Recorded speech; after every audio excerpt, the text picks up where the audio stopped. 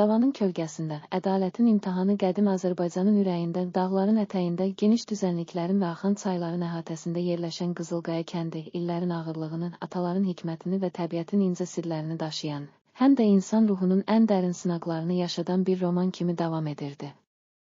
Hər səhər günəşin qızılı şüaları dağların zirvəsindən aşağı süzülər, kəndin dar daş yollarının, qoca palıd ağaclarının sərin kölgələrini və torpağın nəmətini oyandıraraq insanlara yeni bir başlanğıc və ümid bəxş edirdi. Kənd sakinləri üçün ən böyük sərvət atalarının öyrətdiyi dəyərlər, sevgi, mərhəmət, ədalət və dürüstlük idi. Bu dəyərlər nəsildən nəsilə ötürülən ən qiymətli miras kimi hər kəsin ürəyində dərin iz buraxırdı. O dövrlərdə Qızılqaya kəndində hörmətli və dürüst bir şəxsiyyət olan Həsən bəy, ailəsinin və kəndin bütün insanlarının sevgisini qazanmışdı. Həsən bəy hər axşam ocağın qarşısında toplanan ailə üzvlərinə keçmişin qəhrəman dastanlarını, torpağın sirlərini və həyatın çətinlikləri qarşısında necə möhkəm dayanmağın vacibliyini danışırdı. O, deyərdi, əziz övladlarım, həyat böyük bir roman kimidir. Hər səhifəsində acı ilə şirin, kədər ilə sevinc bir araya gəlir. Biz bu romanı atalarımızın izləri və ürəklərdə yanan ədalət işığı ilə yazırıq. Unutmayın, əsl güc və sərvət qəlbdə, sevgidə və dürüstlükdədir.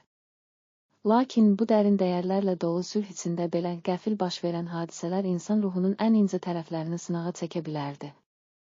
Bir gün Qızılqaya kəndində hər şey sanki yerindən oynayacaq, bütün inam və ümidləri sınayacaq bir vəziyyət baş verdi. Kəndin ən hörmətli adamlarından olan Mirzə İbrahimovun irsi ilə bağlı ciddi bir anlaşılmazlıq meydana gəldi.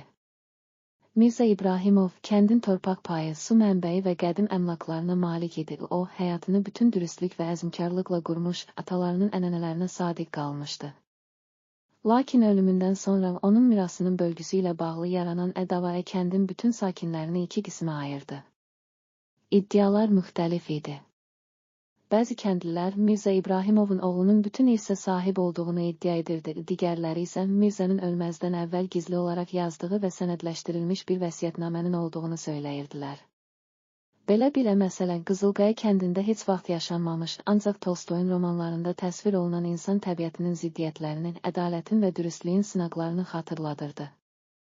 Kəndin hörmətli yaşlılarından biri olan Zeynəb xanım bütün hadisələri sakit və məntiqli şəkildə izləyirdi. Onun gözlərində keçmişin dərsləri və ataların səsi var idi. Zeynəb xanım deyirdi, əzizlərim, hər bir işin həqiqəti qəlbdə yatan dəyərlərdə gizlidir. İndi bu davada ədalətin və dürüstlüyün işığı sınağa çəkilir. Hər kəs öz ürəyindən atalarımızın bizə buraxdığı mirasa sadiq qalmalıdır. Məsələ qəlbdə dərin narahatlıqlar yaratsa da, kəndin gənc nəslindən biri olan Orxan, bütün bu qarışıqlığın içində ədaləti bərpa etmək üçün öz yolunu tapmağa qərar verdi. Orxan həm Mirzə İbrahimovun oğlunun, həm də vəsiyyətnamənin tərəfdarları ilə ayrı-ayrı görüşlər keçirdi. Hər kəsin ağzından çıxan sözləri diqqətlə dinlədi və kəndin ənənələrinə sadiq qalan, dürüst insanlarla danışdı. O, kəndin dardaş yollarında, palıd ağaclarının kölgəsində və axan çayın sərin sularında tək-tənha oturaraq içindəki sarsılmaz inam və ədalət arzusu ilə düşünürdü. Əsl ədalət, yalnız məhkəmə divarlarında verilən hökmdə deyil, insanın qəlbində. Onun ədalətə, dürüstlüyə və sevgiyə qoyduğu inamda gizlidir. Orxanın bu sözləri kəndin gəncləri arasında sürətlə yayıldı. O, öz araşdırmalarında hər bir sənədi, hər bir şahidi diqqətlə yoxladı və kəndin ənənələrinə uyğun olaraq Mirzə İbrahimovun həqiqi irsinin kimə aid olduğunu tapmağa çalışdı. Araşdırmaları zamanı o, Mirzənin ölümündən əvvəl gizli olaraq yazılmış bir vəsiyyətnaməni tapdı. Bu sənəd bütün şübhələri aradan qaldırır və Mirzənin bütün əmlakının dürüst və həqiqi şəkildə bölüşdürülməsini təmin edirdi. Lakin bu kəşf kənddə hər kəs tərəfindən dərhal qəbul edilmədi.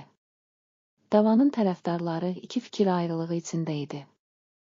Bir qrup Mirzənin oğlunun bütün irsə layiq olduğunu iddia edirdi, digərləri isə vəsiyyətnamənin həqiqiliyini müdafiə edirdi.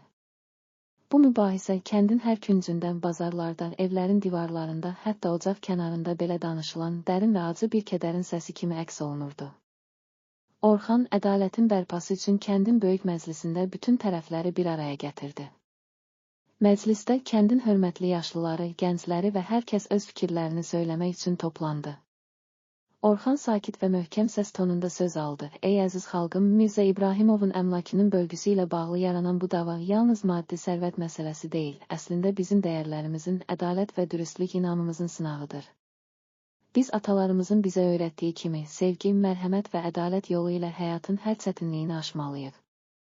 Bu vəsiyyətnamə, Mirzənin öz əlləri ilə yazdığı sənəd, ədalətin və dürüstlüyün simvoludur.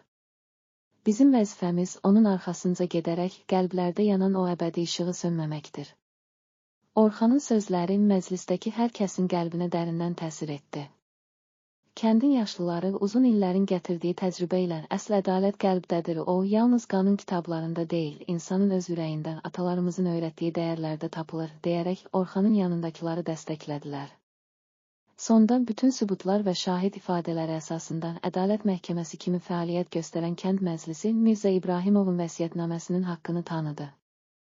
İrsi, ədalətli və dürüst şəkildə kəndin bütün sakinlərinə bərabər paylanmasına qərar verildi. Bu qərar Qızılqaya kəndində yalnız maddi sərvətin deyil, eyni zamanda ədalət, dürüstlük və sevgi kimi dəyərli mirasın da bərpasına səbəb oldu.